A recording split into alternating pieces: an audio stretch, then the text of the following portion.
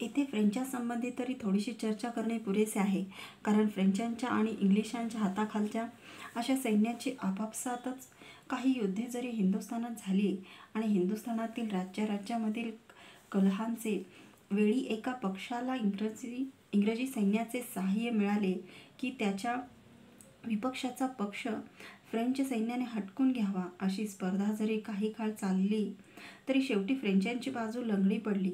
त्यातही युरोपमध्ये इंग्रज फ्रेंचांच्या युद्धात फ्रेंचांचा पराभव झाल्यामुळे इकडच्या फ्रेंच सत्तेचे चालक हे असमर्थ झाले. पुन्हा फ्रेंचांच्या राज्य विस्तारासाठी हिंदुस्थानात जीवापाड परिश्रम केलेल्या डुप्ले, बुसी, सफराब प्रभृती पुढाऱ्यांना त्यांच्या स्वदेशातच फ्रेंच जनतेकडून अधिकाऱ्याकडून वाईट वागणूक मिळाली. त्याचे कोणीही करावे तसे कौतुक वेळचे वेळी केले नाही, त्यांना पाठिंबाही दिला नाही. इकडे फ्रेंचांची ही हिंदी सेना एकदा दोनदा मराठ्यांच्याही विरुद्ध गेली होती आणि त्या टकरीत हिंदी फ्रेंच सत्तेचे मस्तक चांगलेच घायल झाले होते.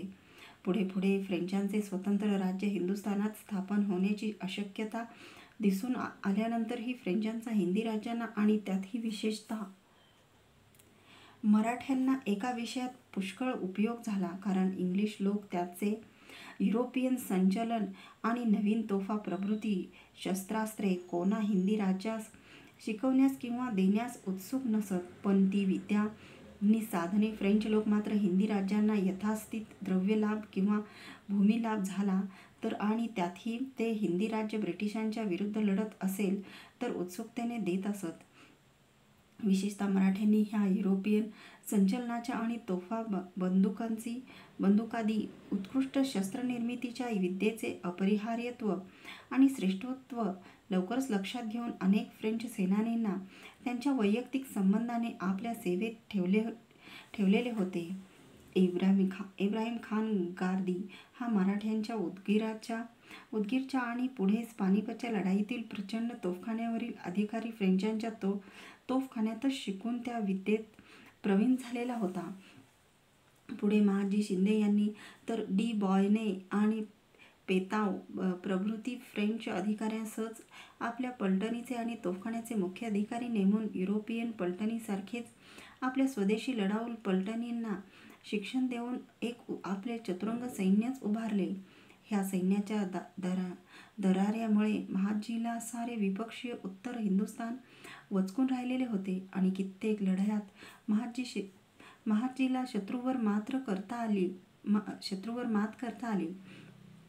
परंतु काही काळाने हिंदुस्थानात वावरणाऱ्या लढाऊ युरोपियन राष्ट्रांनी आपापसात एक हिंदुस्थानपुरता अलिखित करार केला की कोणाही देशी राज्याचा कोणाही युरोपियन राज्याशी युद्धप्रसंग उद्भवल्यास त्यावेळी त्या देशी राज्याचा पक्ष घेऊन कोणाही युरोपियनाने आपल्या पलटणीचे सहाय्य त्या हिंदी राज्यास देऊ नये. त्यामुळे पुढे इंग्लिशांशी शिंद्यांची लढाई जुंपली असता शिंद्यांच्या सेवेमध्ये सहस्रावधी रुपयाचा पगार खात असलेल्या ह्या डी बॉयनेच्या हाताखालील पलटणींना नि तोफखान्याला घेऊन डी बॉयने याने शिंद्याचे वतीने लढण्याचे स्वच्छपणे नाकारले.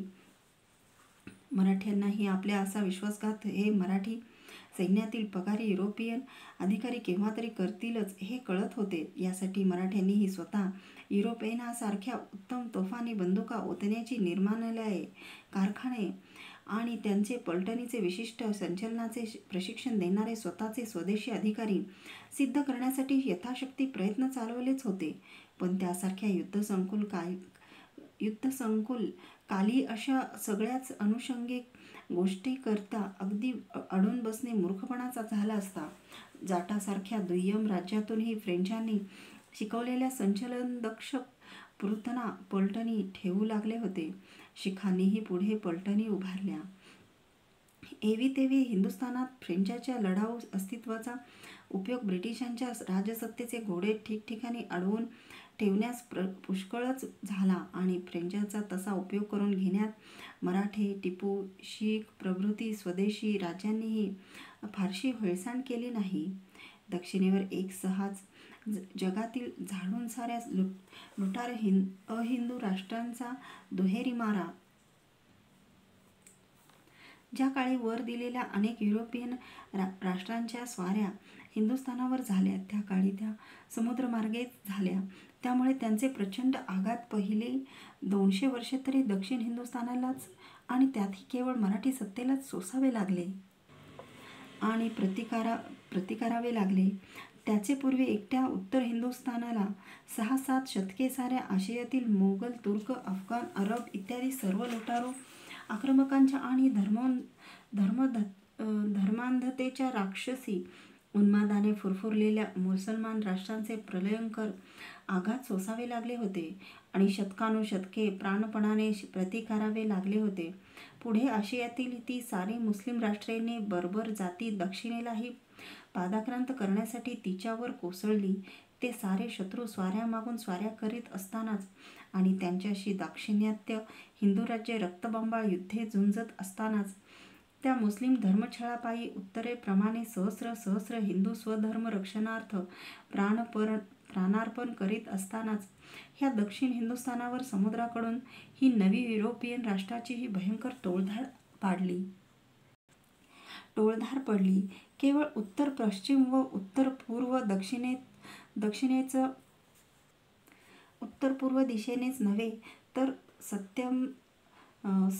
त्यासमवेतच पश्चिम दिशेच्या आक्रमक ख्रिश्चन जगाचीही या दक्षिण हिंदुस्थानावर प्रचंड टोळधाड येऊन कोसळली.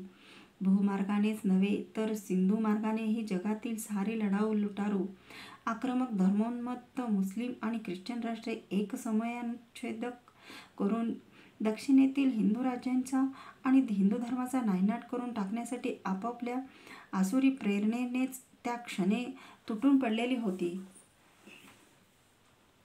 उत्तर हिंदुस्थानला केवळ आशियाई मुस्लिम राष्ट्रांनाच तोंड द्यावे लागले होते. ही कार्य तोंडाचे नव्हते.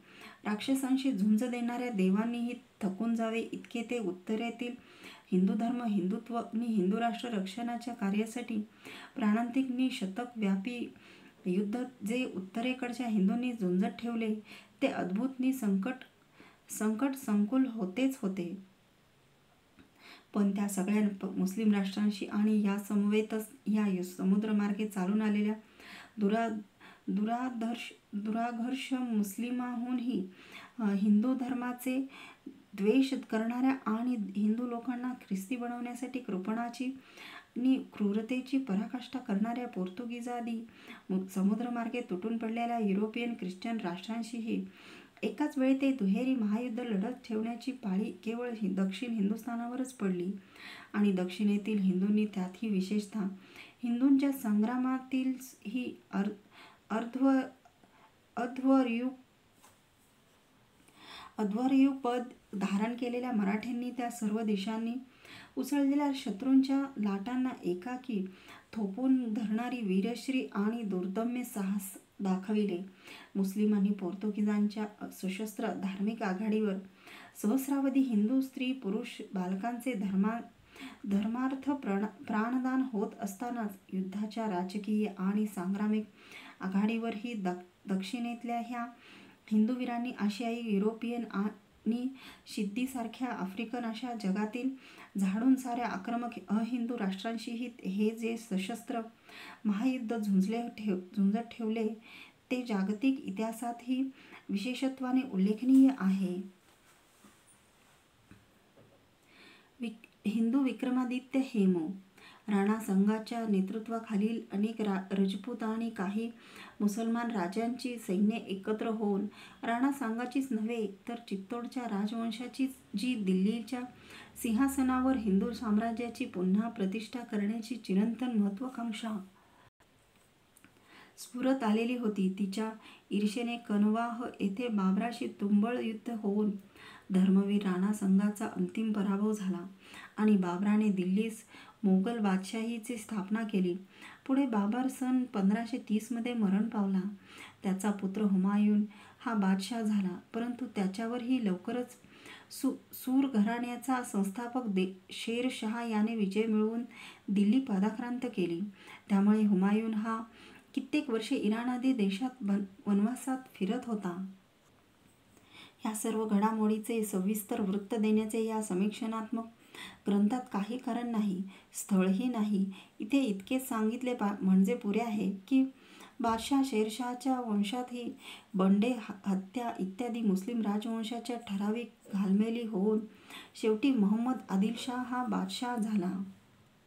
ह्या मोहम्मद आदिलशहाने आपला सर्व कारभार हेमू नावाच्या एका कर्तृत्ववान हिंदू वजीराचेच हाती सोपविला.